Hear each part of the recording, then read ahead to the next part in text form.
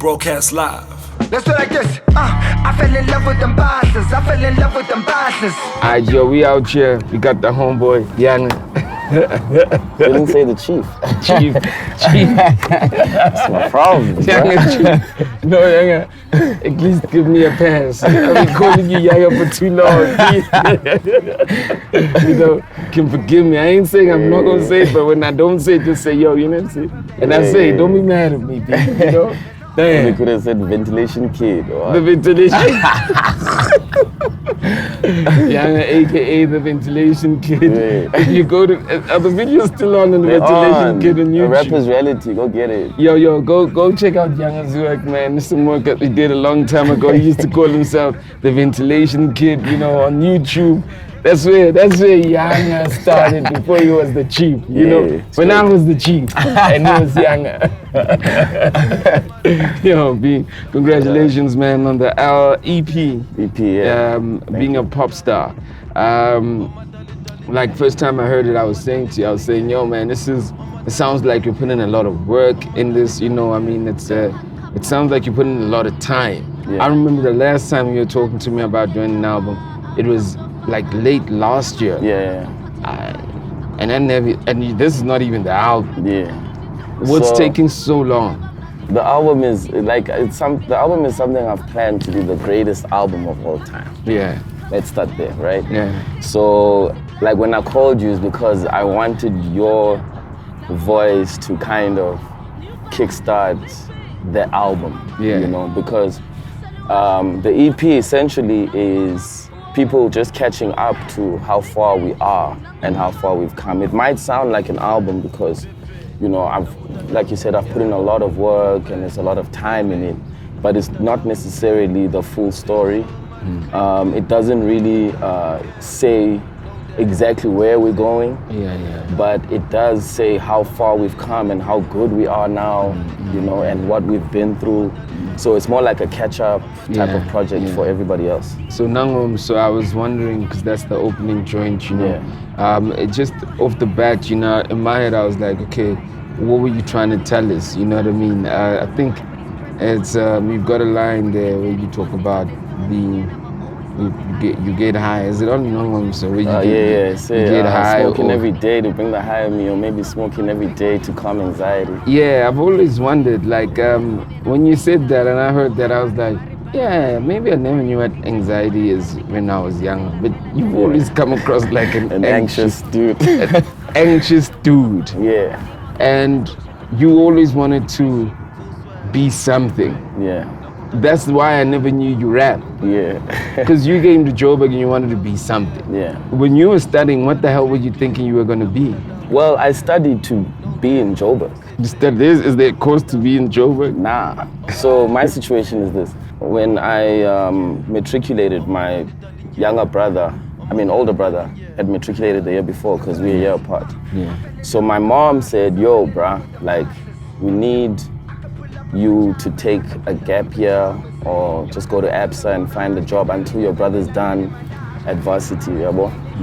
Now, prior to that, my dad passed away in grade 10 in June, right? So in June, I was asked to go and study with my cousin at Kofingvago, which is like the rural school, where my mom went to school, right? So I took that and I studied, and then in December, my aunt said, nah, you can't be studying out there. Go back to Queens College, you know. I'm gonna pay for everything. So in December, sorry. What the fuck is this? Paging you at 546. So like in December, I went to my mom and I told her, but yeah, no, I'm really trying to come back. And she could see like how badly I wanted to be back with my friends and whatever, because I'd been at Queens from grade 1. And now which is a boys' school, and now I was in a co-ed school in the rural areas, you know, which is kind of like a big adjustment. And so she allowed me to go back to Queens, but she warned me that my aunt wouldn't pay, and she never paid. So for the next 2 years, like, we were literally staying in a house my dad bought in the north, but it was empty because he just bought it. So what, your dad just bought the house and he also passed away. Yeah, he around bought the time. house and then he passed away when we were about to move to the house. Oh, okay. So I get there and everyone is doing okay, you know, because she doesn't have to pay for my school fees.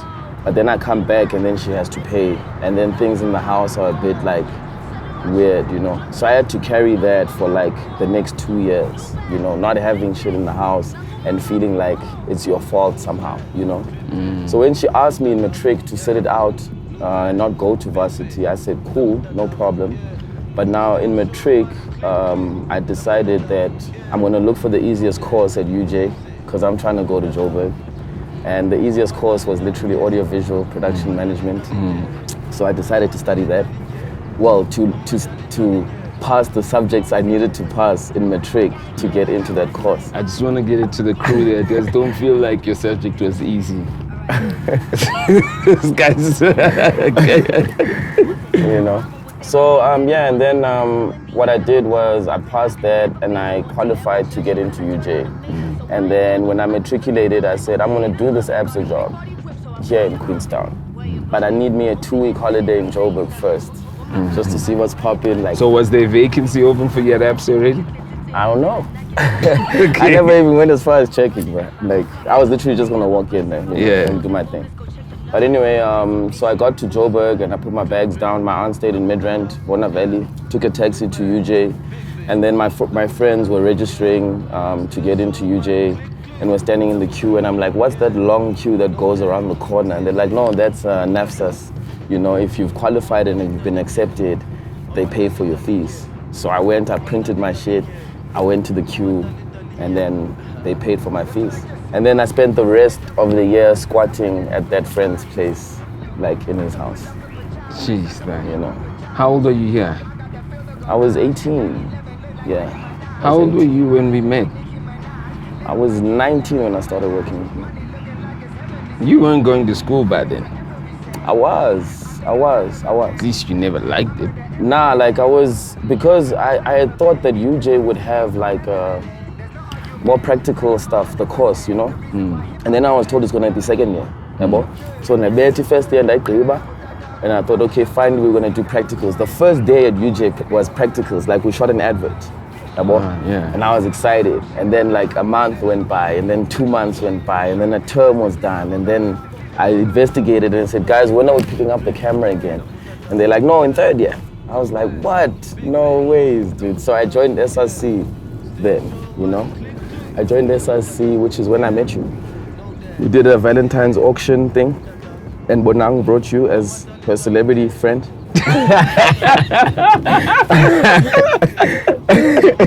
Okay. Even Scoop was there actually also, you know? Yeah. Those are the two I remember, but you know, I had listened to y'all's music, Squatter Camp, like from the time I was in the rurals. Yeah. I think it was when I got back in grade 11, 2003. Right, yeah. I think that's when you dropped it. And then I just fell into that world, man. I remember the first time I heard Squatter Camp was, like, I was never allowed to go to any parties, especially when my dad was still around. Yeah. So now it was just my mom, so she was a bit more lenient, and there was a house party like around the corner. So I left the house party all excited, got dressed up, all the girls. When I walked into the house party, all I heard was, Squatter Camp is coming, put your hands up. I went to the DJ booth. I said, "Pa, can I please borrow this CD?" Because I was gonna copy that shit. Yeah, of course you were. Of course you were. No ways my mom was gonna buy me a rap CD, dog. Yeah. Yeah, I sat and then he finished playing. I went back to the crib. I copied that, and I went back to the party. I dropped off the CD. Then I went back into the crib. I copied that, and obviously I was enjoying the whole project, you know, because I had already since more. I was like, my mind was blown. But the one song that really changed my opinion, and I think is also a big contributing factor to the musical risks that I take in this becoming a pop star mentality, is Tap That Ass. Yeah. I couldn't believe that these guys, not only are they bringing something new by rapping in vernac like this on a mainstream commercial tip, but they're making like an R&B song where they're singing and they know they can't sing.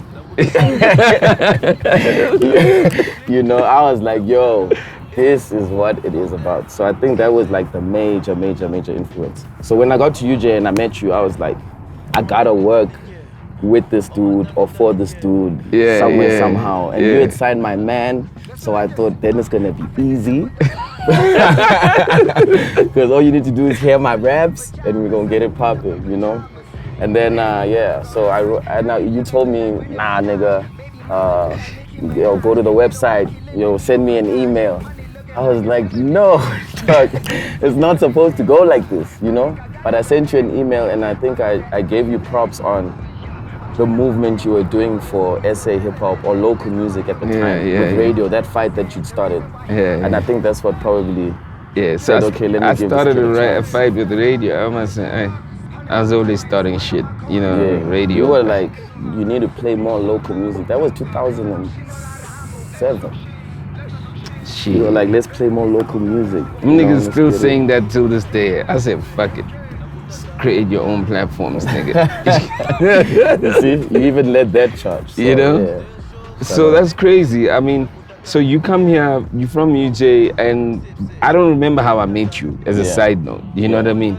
I don't remember myself being at a talent show and being You're being auctioned as a Valentine's prize.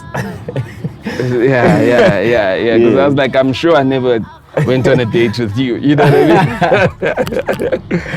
mean? Never. So that's just crazy. I mean, and you know, you think that I'm shitting you all the time, but you have never directly rapped for me. Yeah. Never. But I've played my songs for you in your TT. And you were like, nice. Was I really like Every that? time I played, it's like, no, nice. And then, yo, did you send the what? So, yeah.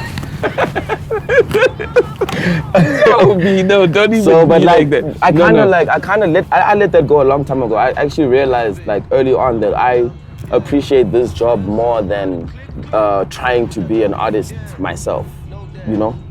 Because like I was dealing with someone that like could almost think like me, and I'd never had that before. Even my closest friends that I came to Joburg with, everything I said, that it sounded crazy, you know.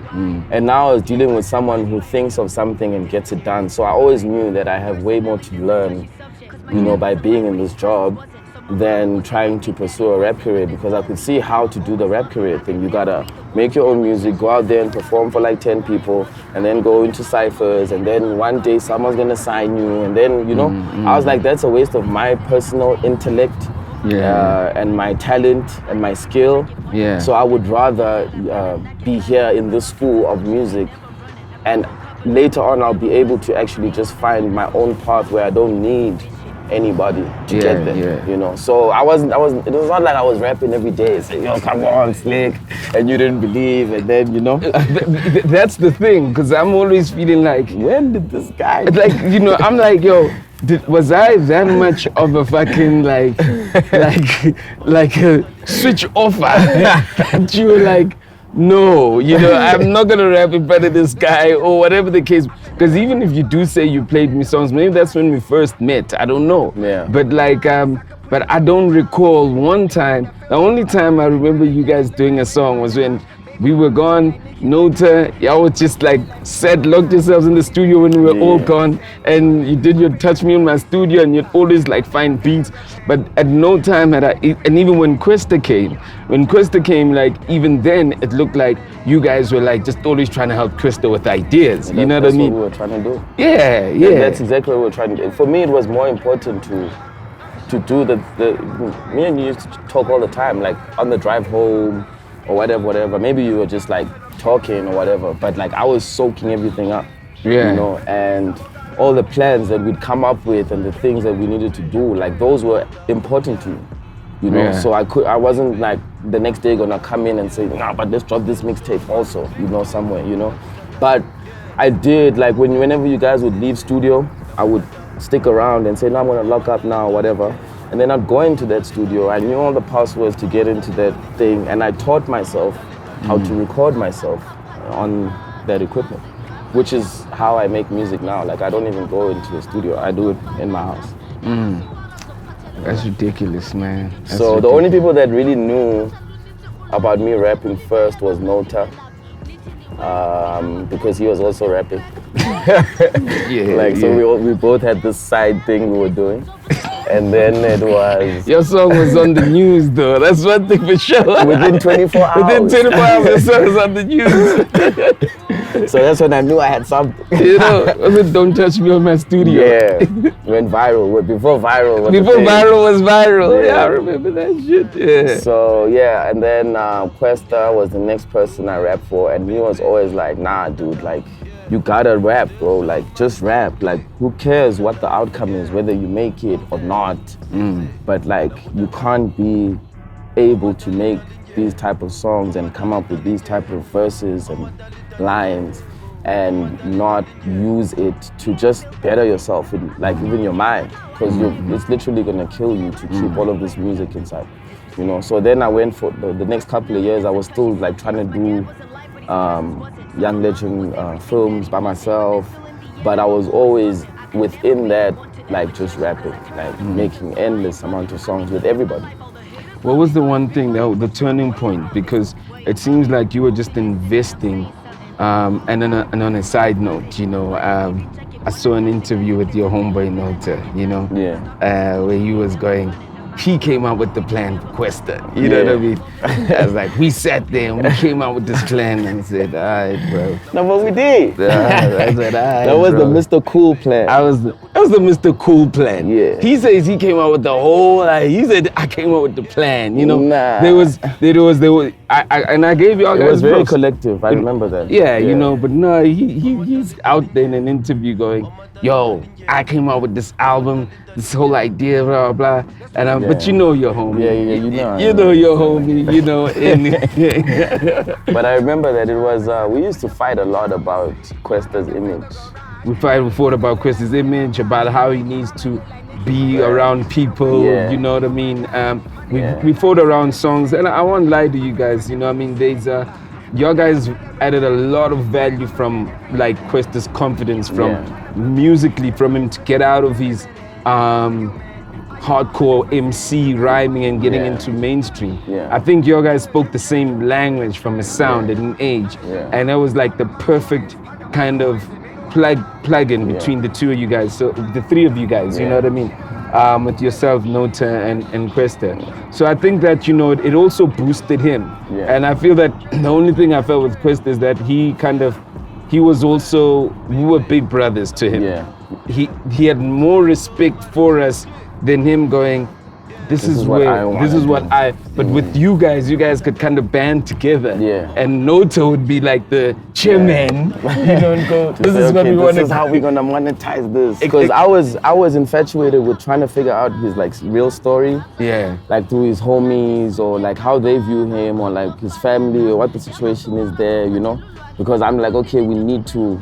Because every time we try to move without that story, there'd be shortcomings, like his behavior would change. Like he'd disappear, or so we're like, nah, if we're gonna, Oh, like, he used to disappear. yeah, you, like, Shit. like every black man, if you pay a black man, just make sure you don't need him for the next 48 hours. Pay him after you're done with him, and you know, yeah. So we had to, like, we actually needed to become like we needed to become his brothers, like an extension of the people that he really cares about, or the things that are important to him, to understand why certain things aren't possible and which ones are.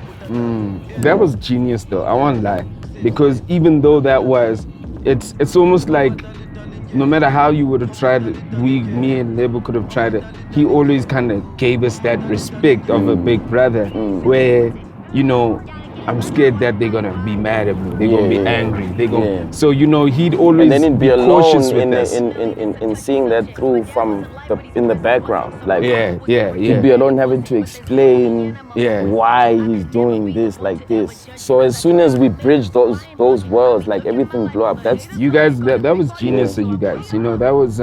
But you know, I mean, that was teamwork. To be quite honest, you know what I mean. That's exactly how I figured out what I need to do personally, because of all of that experience.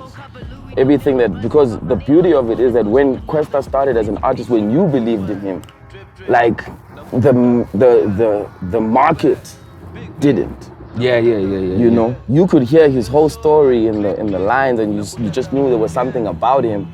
But then when the music got to the market, like they just didn't care as much as anybody, like we did.